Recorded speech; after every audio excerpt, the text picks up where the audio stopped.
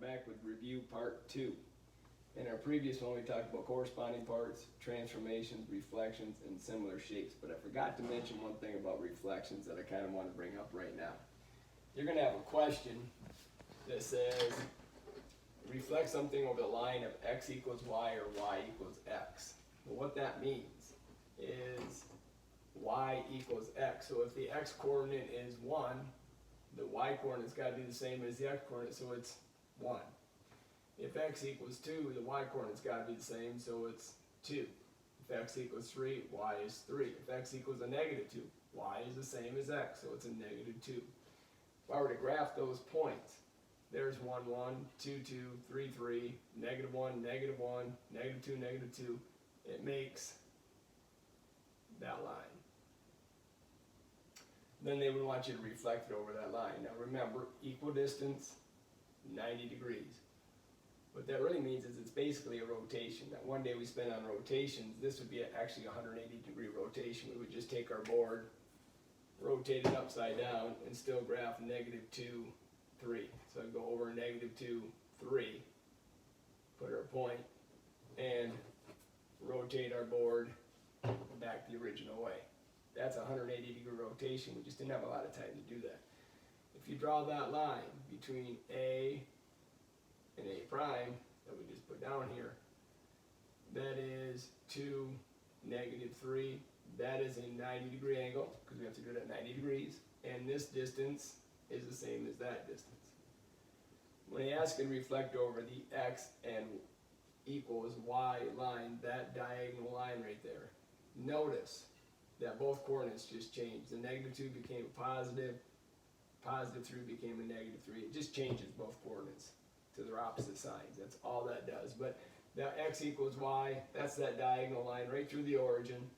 The other way you could do this, if you want to just focus in on the equidistance part, you could say, well, this one's down 3 and over 2, so go down 3 and over 2. You'll get there that way too. But that is reflecting over the y line, x equals y or y equals x. It just changes both sides of both these coordinates right there. Alright, that's just a little thing I forgot to tell you about reflections. It's a minor thing. The big thing about reflections, if you reflect over the y-axis, the x-coordinate change. If you reflect over the x-axis, the y-coordinate change. That's the big thing. Alright, dilations. Dilation is just a fancy word for multiplication. And two other words that come with dilations are enlargement and reduction. An enlargement means you're going to multiply by something larger than 1. A reduction means you're going to multiply by something that is less than 1.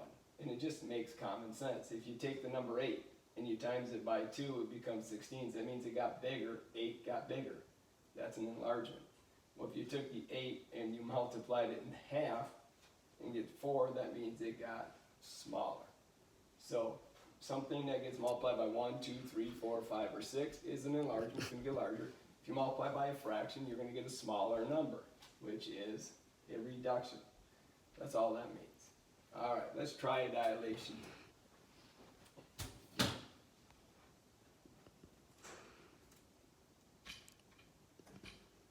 Alright, in a dilation, again, it just means multiply. If I take that triangle, ABC, and I don't know if you can see those coordinates, but that's 1, 2, 4, 3, and 2, 5. And they want you to dilate with respect to the origin. Disregard those words. Everything we do in this class is about the origin. It makes it easier. If you got into a dilation with a real video game company, then you'd be dilating over different points. But we're always going to consider the origin in our dilations. But you're going to see that in a lot of your questions. It just means take 2 and multiply it to all those coordinates. So I wrote down the coordinates. A is 1, 2, B is 4, 3, C is 2, 5. Use a scale factor of 2. That means I multiplied everything by 2. 1 times 2 is 2. 2 times 2 is 4. It's like the distributed property. 4 times 2 is 8, 3 times 2 is 6. You just multiply every single coordinate by whatever they tell you to multiply by. Then you would regraph this thing. A is over 2 up 4, and maybe A prime is maybe right there. Over 8 up 6, maybe that's here. And over 4 up 10, maybe that's up there. And you get a triangle that is 2 times bigger than the original triangle because we multiplied by 2. The other thing to know about dilations then, if this side right here is 10 centimeters long, and we multiplied everything by 2, that means this side's now 20 centimeters long. The sides just get twice as big. The angles will still the same. Okay, it's similar triangles, it's like the last video I told you about, just this one's twice as big as that. It's a similar shape, angles are the same, sides are proportional.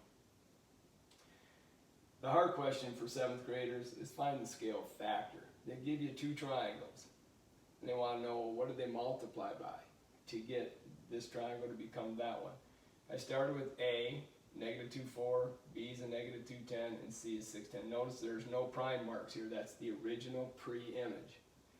Then my green one, I got the tick marks, A prime, B prime, C prime. That's its image. So the green is the image of the blue. You got to read your test questions carefully. Which one is the pre-image, which one is the image?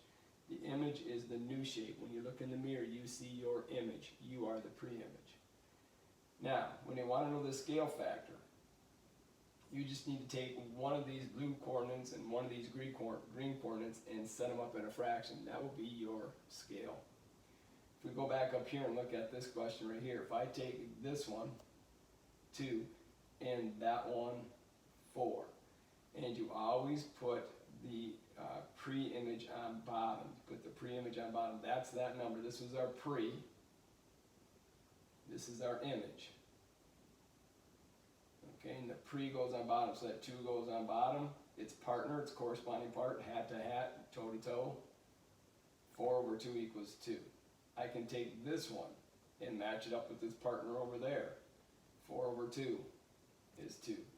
I can take this one and match it up with its partner right there, that y coordinate and that y coordinate, put the image on top of its pre-image partner. 6 over 3 is 2. Scale factor just means match up one of the coordinates and see what did they multiply by. So if I take a green coordinate, let's just take this 5, C, the y coordinate. So go to the C and its y coordinate and match them up. The image goes on top of the original shape. 5 over 10 means 1/2. That means they took every one of these numbers and multiplied it by half and reduced it to make a reduction. If I change this around and I made these without the tick marks, so A, B, C was my original pre-image, and this was A prime, B prime, C prime, and I want to know what the scale factor is then I got to take and flip this around because I always put the pre-image on bottom. This is not my pre-image, so I'll take this -1, put it on bottom, and A, the x coordinate, so take A prime, the x coordinate, and that is the image up there, so it goes on top. Negative divided by negative is a positive, that's 2. Okay, this shape is 2 times bigger than this one, or this shape is half the size of that one. So dilations, when they tell you to take a dilation, scale factor 2, just multiply everything by 2 or by 3 or by 4, whatever they tell you, it's just a multiplication problem. When they want you to do the scale factor, you just take one blue number, one green number, put them on top of each other. What did they multiply by? How did that 5 become a 10? Times it by 2. Or how did that 10 become a 5? 10 over 5 is a half. 5 over 10 is a half. 10 over 5 is 2. That is a review of dilations, and that pretty much sums it up. Tomorrow, well, the Zoom. Hopefully you get a chance to watch this video before the Zoom. Have a good day.